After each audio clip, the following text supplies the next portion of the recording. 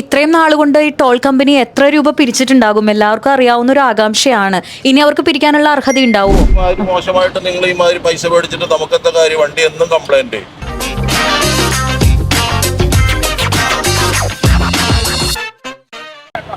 തൃശ്ശൂരുള്ള Paliyekkara toll Plaza ഒരുപാട് ചർച്ചകൾക്കും തർക്കങ്ങൾക്കും വഴിയൊരുക്കിയ സ്ഥലം. ഇപ്പോഴും ഇവിടെ ടോൾ പിരിക്കണോ വേണ്ടയോ എന്ന് സംബന്ധിച്ച് ജനങ്ങൾക്കിടയിൽ ഒരു ചർച്ചാ വിഷയമാണ്. നമുക്ക് അതിനെക്കുറിച്ച് കുറച്ച് യാത്രക്കാരോടും ഇവിടുത്തെ നാട്ടുകാരോടൊക്കെ ചോദിച്ചറിയാം. റോഡ് ഈ മാതിരി മോശമായിട്ട് നിങ്ങൾ ഈ മാതിരി പൈസ മേടിച്ചിട്ട് നമുക്കെന്താ കാര്യം? വണ്ടി എന്നും കംപ്ലൈന്റ്. 3-4 മണിക്കൂറാണ് എയർപോർട്ട് എല്ലാം പിടിക്കുന്നത്. അത് ആദ്യം റോഡ് ശരിയാക്കുക, എന്നിട്ട് നിങ്ങൾ ടോൾ പിടിക്കുക. അതല്ല അതിന്റെ ശരി. ടാക്സ് കൊടുക്കുന്നുണ്ട്. ரோடு வந்து கொஞ்சம் டேமேஜா தான் இருக்கு. அதனால கிளியர் பண்ணிட்டு டோல் டாக்ஸ் வாங்கினா கரெக்டா இருக்கும். பார்க்கிங் வசதி இருந்தால் கொஞ்சம் சௌரியமா இருக்கும். ஏன்னா பாத்ரூம் போகிறதுக்கு எல்லாம் கார்காரங்க கொண்டாந்து நிறுத்திடுறாங்க. எங்களால நிறுத்த முடியல. அதனால எங்களுக்கு கொஞ்சம் வசதி பண்ணி கொடுத்தா நல்லா இருக்கும். ബ്ലോക്ക് വളരെ കുറവുണ്ട്. പണ്ടത്തെ മാതിരിയല്ല, ഇപ്പൊ വ്യത്യാസങ്ങളൊക്കെ കാണാം. വേറൊരു പോസിറ്റീവായിട്ടുള്ള ഇതിനെ ആശ്രയിച്ച് കുറെ പേര് ജോലി വന്നിട്ടുണ്ടായിരുന്നല്ലോ. അവർക്കൊക്കെ ഇപ്പൊ 1.5 മാസത്തോളം ജോലി ഉണ്ടായിരുന്നില്ല.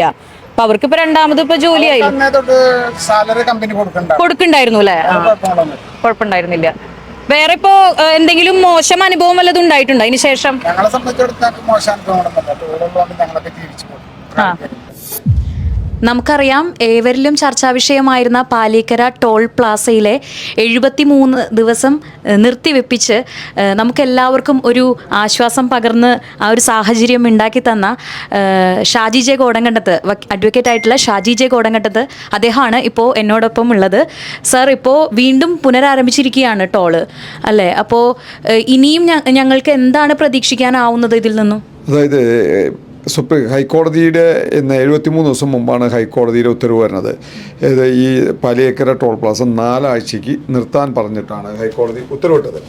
ആ ഹൈക്കോടതിയുടെ ഉത്തരവ് വന്നതിന് ശേഷം ഹൈക്കോടതിയുടെ ഉത്തരവ് വരുമ്പോൾ സാധാരണ നമ്മളെന്താ പ്രതീക്ഷിക്കുക? ഇവർ ഈ ഉത്തരവ് വന്നാൽ ഉടനടി സർവീസ് റോഡ് വൃത്തിയാക്കും, ഗതാഗതം സുഗമമാക്കുന്നതാണ് നമ്മൾ പ്രതീക്ഷിച്ചത്. എന്നാൽ അവർ നേരെ സുപ്രീം കോടതിയിൽ പോയി ചെയ്തത്. അപ്പം നമ്മൾ തടസ്സ ഹർജി കൊടുത്തിരുന്നു. നമ്മളവിടെ വക്കീലിനെ വെച്ച് നമ്മൾ ആ സുപ്രീം കോടതിയിലും കാര്യങ്ങൾ അവതരിപ്പിച്ചു. പിന്നെ സുപ്രീം കോടതി ചീഫ് ജസ്റ്റിസും കൂടി ഉണ്ടായിരുന്ന ജഡ്ജും ഈ ബ്ലോക്കിൽ 1-2 പ്രാവശ്യം വന്ന് പെട്ടവരായതുകൊണ്ട് അവർക്ക് അതിൻ്റെ യഥാർത്ഥ സ്ഥിതി അറിയായിരുന്നു. അതുകൊണ്ട് സുപ്രീം കോടതി പറഞ്ഞു, സുഗമമായ ഗതാഗതം ചെയ്യുകയാണെങ്കിൽ മാത്രമേ നിങ്ങൾക്ക് ടോൾ പിരിക്കാൻ അർഹതയുള്ളൂ എന്ന് പറഞ്ഞു. അതിൻ്റെ അടിസ്ഥാനത്തിൽ അവരുടെ അപ്പീൽ തള്ളി വീണ്ടും ഹൈക്കോടതിയിൽ വന്നു. ഹൈക്കോടതി കലക്ടർ ചെയർമാനായ ഒരു സമിതിയെ നിയോഗിച്ചു, ഒരു എക്സ്പേർട്ട് കമ്മിറ്റിയെ. ആ എക്സ്പേർട്ട് കമ്മിറ്റി പരിശോധിച്ചിട്ട് അവസാനത്തെ റിപ്പോർട്ടടക്കം ആ റോഡിൽ ഗതാഗത കുരുക്കുണ്ടെന്നും സുഗമമായി ഗതാഗതം ചെയ്യാൻ പറ്റില്ലെന്നും സർവീസ് റോഡ് വീതിയില്ല എന്നുള്ള രീതിയിലാണ് റിപ്പോർട്ട് കൊടുത്തത്. എന്നാൽ 73 ദിവസം കഴിഞ്ഞപ്പോൾ ഹൈക്കോടതി ഒരു പരീക്ഷണാടിസ്ഥാനത്തിലാണ് ഇപ്പോൾ ടോൾ പ്ലാസ തുറന്നു കൊടുത്തത്. അപ്പോൾ എന്നിട്ട് ഹൈക്കോടതി പറഞ്ഞു, ഈ 3/11 കേസെടുക്കും. അത് അന്ന് വരെ ഇവിടെ എന്താണ് സംഭവിക്കുന്നത് എന്നുള്ള കാര്യങ്ങൾ ഞങ്ങൾ പരിശോധിക്കും. അത് കഴിഞ്ഞിട്ട് ഹൈക്കോടതിയുടെ പുതിയ ഉത്തരവുണ്ടാവും.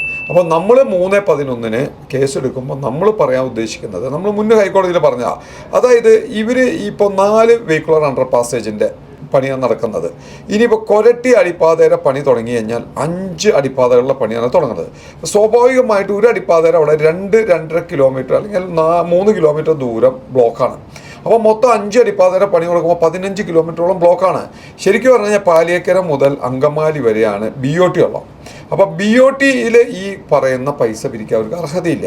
അവരെ സംബന്ധിച്ചിടത്തോളം ഈ മണ്ണുത്തി മുതൽ അങ്കമാലി വരെയുള്ള BOT സ്ട്രെച്ചിലെ പൈസയിൽ നിന്ന് ടോൾ പ്ലായുടെ താരിഫിൽ നിന്ന് 50% കുറയ്ക്കണം. ഹൈക്കോടതി പല തവണ അവരോട് ചോദിച്ചു. ഹൈക്കോടതി ഈ ടോൾ താരിഫ് കുറയ്ക്കാൻ പറഞ്ഞിട്ട് സെൻട്രൽ ഗവൺമെൻറ്റിനോട് ചോദിച്ചു. പക്ഷേ സെൻട്രൽ ഗവൺമെൻറ്റോ അല്ലെങ്കിൽ മറ്റേ ദേശീയപാത അതോറിറ്റിയോ കുറയ്ക്കാൻ തയ്യാറായില്ല.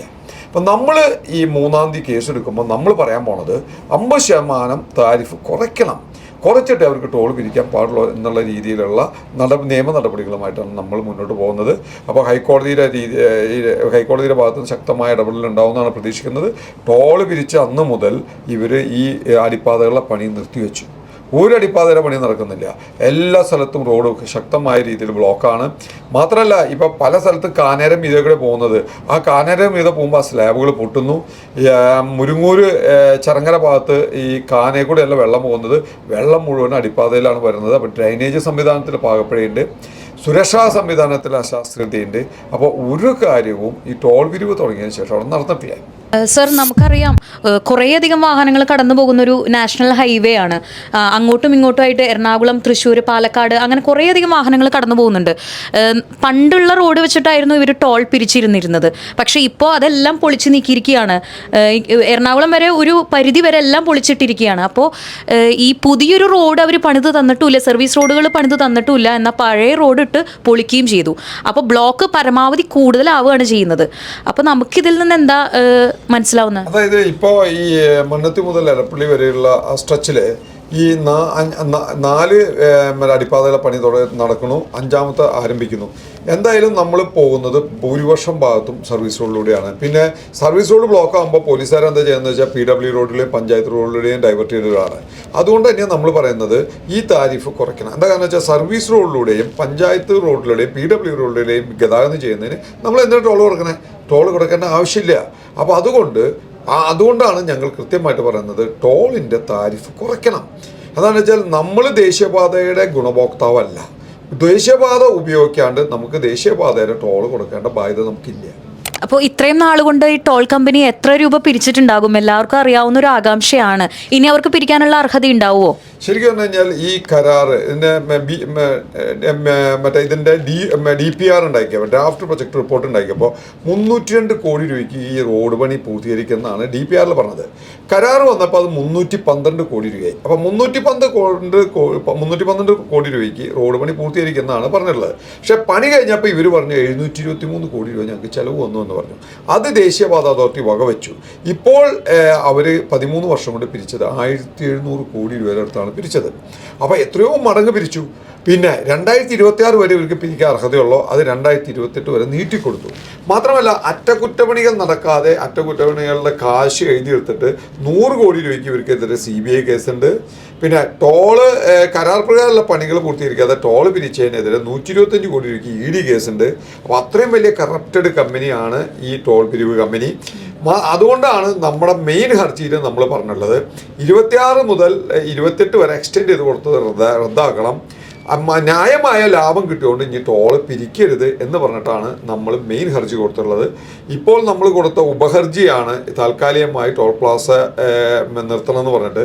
മെയിൻ ഹർജിയിലെ വാദം കേൾക്കുമ്പോൾ കോടതികൾ ഇതിൻ്റെ വസ്തുതകൾ മനസ്സിലാക്കിയിട്ട് ടോൾ പിരിവ് റദ്ദാക്കുമെന്നാണ് പ്രതീക്ഷിക്കുന്നത്. എന്തായാലും സർ, ജനങ്ങൾക്ക് അനുകൂലമായിട്ട് തന്നെ ഒരു വിധി പ്രഖ്യാപനം ഉണ്ടാവുമെന്ന് ഞങ്ങൾ ആഗ്രഹിക്കുകയാണ്, പ്രാർത്ഥിക്കുകയാണ്. ഇത്രയും റിസ്ക് എടുത്തിട്ട് സാർ ഇതിനു വേണ്ടി നിൽക്കുകയാണല്ലേ, സ്വന്തം ചെലവിലാണ് ഞങ്ങൾക്ക് വേണ്ടിയിട്ട്, ജനങ്ങൾക്ക് വേണ്ടിയിട്ട് ഇത്രയധികം കഷ്ടപ്പെടുന്നത്. അത് ആലോചിക്കുമ്പോൾ തന്നെ ഭയങ്കര റെസ്പെക്റ്റ് ആണ് സാറിനോട്. അപ്പം എന്തായാലും വിധി അനുകൂലമാവട്ടെ എന്ന് പ്രാർത്ഥിക്കുകയാണ്. സർ എന്തെങ്കിലും പറയാനുണ്ടോ? ഞങ്ങൾക്കും അത് തന്നെയാണ് പ്രതീക്ഷിക്കുന്നത്. നമ്മൾ കോടതികൾ ജനങ്ങളോടും യാത്രക്കാരോടും പ്രതിബദ്ധതയുള്ളതാണെന്ന് കോടതികൾ തെളിയിച്ചിട്ടുണ്ട്. കോടതികൾ ജനങ്ങളിലെ യാത്രക്കാരുടെയും ബുദ്ധിമുട്ടുകളും കഷ്ടപ്പാടും കോടതികൾ മനസ്സിലാക്കുന്നു എന്ന് 73 ദിവസം അടച്ചിട്ടപ്പോൾ നമുക്ക് മനസ്സിലായിട്ടുണ്ട്. അപ്പോൾ ഇനിയും ഈ കേസ് വാദത്തിനെടുക്കുമ്പോൾ കോടതികൾക്ക് മുന്നിൽ ജനങ്ങളിലെയും യാത്രക്കാരുടെയും ബുദ്ധിമുട്ടുകൾ നമ്മൾ കൊണ്ടുവരും. അത് കോടതികൾ മനസ്സിലാവുമെന്നും അതനുസരിച്ച് ഒരു വിധി ഉണ്ടാവുമെന്ന് ഞങ്ങൾ പ്രതീക്ഷിക്കുന്നു. അപ്പോൾ എന്തായാലും ഈ ഒരു വീഡിയോ ഭരണാധികാരികൾ കാണുകയാണെന്നുണ്ടെങ്കിൽ അതിനനുസരിച്ചുള്ള നടപടിക്രമങ്ങൾ എടുക്കണമെന്ന് അഭ്യർത്ഥിക്കുകയാണ്. ടോൾ പിരിക്കുന്നത് നീതിയാണോ അനീതിയാണോ? ഇങ്ങനെയൊക്കെ ടോൾ കൊടുത്തിട്ടും അതിനനുസരിച്ചുള്ള റോഡും സൗകര്യങ്ങളും നിങ്ങൾക്ക് ലഭിക്കുന്നുണ്ടോ? നിങ്ങളുടെ വിലയേറിയ അഭിപ്രായങ്ങൾ കമൻറ്റ് ചെയ്യുക. Bye from Thrissur ഗഡീസ്.